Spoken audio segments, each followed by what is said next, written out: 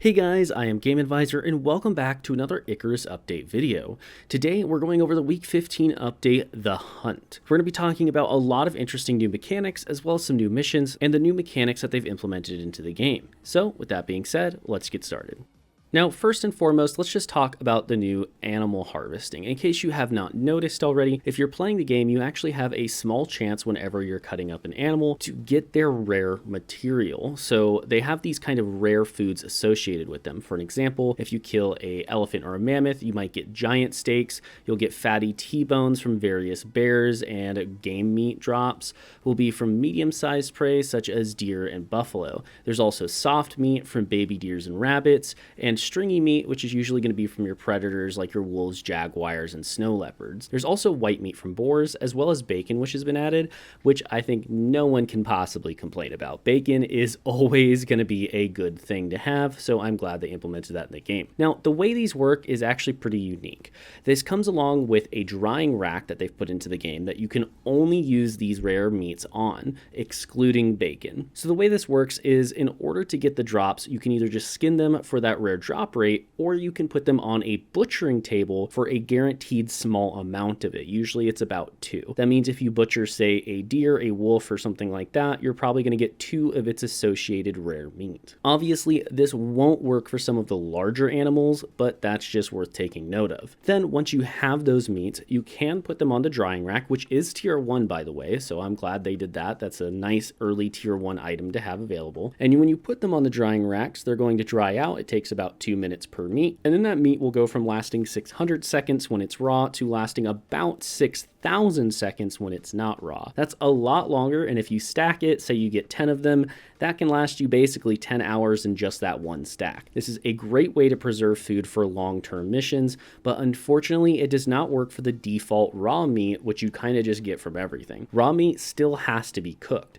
Now, these advanced meats can be cooked as well, and they will give you different buffs. Some will give you slightly better or slightly worse buffs, or just different buffs. It's just worth taking into consideration that each one can do something different. The cooked meat won't get that 6,000 second timer like the regular meat will, but you're getting a different buff that might be arguably better in some cases. Now, after the new meat update, which is absolutely awesome, even if that was the only thing we got this week, I would be happy, we have the new weapons in the game that they've implemented, and these weapons are a great addition to the game. So there are 4 new weapons implemented with these new scale weapons they've implemented into the games. You have the knife, the bow, the spear, and the arrow. Each of them have a 100% chance to apply a poison debuff whenever you use them on your target. This does exclude the bow though, so do keep that in mind. If you're trying to apply the poison debuff with the bow, you have to be using the arrows. They're roughly around tier 2 to tier 3, I would say, so they're not exactly amazing weapons, but they're definitely higher tier than,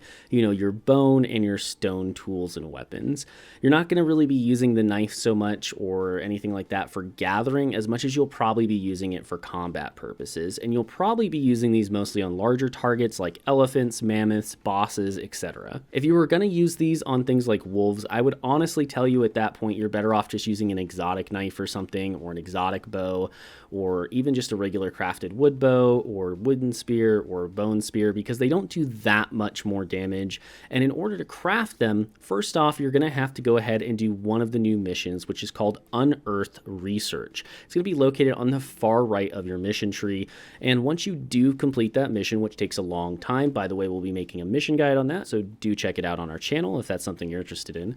Otherwise, once you do complete that mission, and it does take quite a while to do in most cases, you'll then unlock these new weapon options. Again, these aren't exactly meta changing or anything like that, but they're definitely going to be impactful, I think, as we get further into the game, see new monster types, see new things to fight, have more bosses to fight, and things like that. These will be extremely useful when fighting bosses, but considering the missions all the way on the right hand side, I have a feeling they have some kind of plan for where they want these to be used in the near future. Now, just moving past that, we've also got 2 new missions available to us. Once again, we are going to be doing mission guides on both of these missions, so do be sure to check them out on our channel. I believe we're going to be doing the Unearthed Research first, and then we'll be doing the cryogenic one a little bit later. However, like I said, we're going to be covering them and give you a full guide guide as to how to complete them quickly and efficiently. And I will just say this one more time, you cannot get the new weapons unless you complete the Unearthed Research mission. You must do it to get it, at least at this stage. They might change that in the future, but at the current stage of the game, if you want to get those new weapons, you're going to have to go ahead and complete that mission. It is worth noting that it does give 200 exotics, but hey, I'm always happy to get more exotics in this game. Now, there are some other changes that aren't necessarily mentioned here either. Some of them might be, some of them aren't, but I just want to quickly mention them to you guys as they're things that are going to be relevant to you. First off, if you didn't already kind of get the memo, cave worms now actually drop a little tiny like poison sack that you can loot and will give you their resources. You can then use those in those new weapons and recipes like we just talked about. We now also have the fact that the concrete mixer, as you can see right here, has had its crafting time reduced. Everybody was complaining that 25 seconds to craft concrete was just way too long, so they went ahead and they implemented it by making it back down to 10 seconds, but you get 5 seconds of craft time if you happen to have an actual water pump hooked up to your concrete mixer. Again, it's not necessary, but it's just a nice update for them to put into the game. I think a lot of people wanted this just for quality of life purposes. They've also made it so the water pump automatically turns on whenever it's connected to power. This just is another issue a lot of people were having where they couldn't figure out why their pump wasn't activating, but you actually had to interact with it. Well, the way this works now is that all you have to do is if you hook it up to already on power, it will automatically activate. Very simple, very straightforward. Otherwise, the one other really big thing I think that they didn't really mention in the patch notes as far as I can see, again, they might have, I just don't see it in here, is that buffaloes will now actually attack you once you attack them. They can be aggressive. This is not the end of the world though. They're not that hard to deal with still. You can kind of do an Olay kind of style thing like you do with bears where you kind of just jump out of the way, but they do hurt when they hit you, so just be aware of it. And otherwise, that's basically going to wrap up the video. There's not a whole lot else to really talk about. There is some minor bug fixes and changes here and there, but at the end of the day, it's just a lot of quality of life things. I'm really glad they've implemented these 2 new missions as well as the new meats and the new weapons. This is much needed content to the game. I'm so glad they're adding it, and I can't wait to see what they're going to implement into the future of the game. I think this game has a very bright future if the devs can keep up this content pace, because this is absolutely amazing. The amount of content they have given us in 15 weeks is more than most games give you in 2 to 3 years. So I am just so grateful to these developers for working so hard. If you guys think they're great too, do feel free to leave a comment down below just thanking them, because without them, we wouldn't even have this game to play. Again, I'm Game Advisor. Thank you so much for watching this video. Consider liking and subscribing if you want to see more Icarus and other survival game content. Otherwise, I'll see you next time.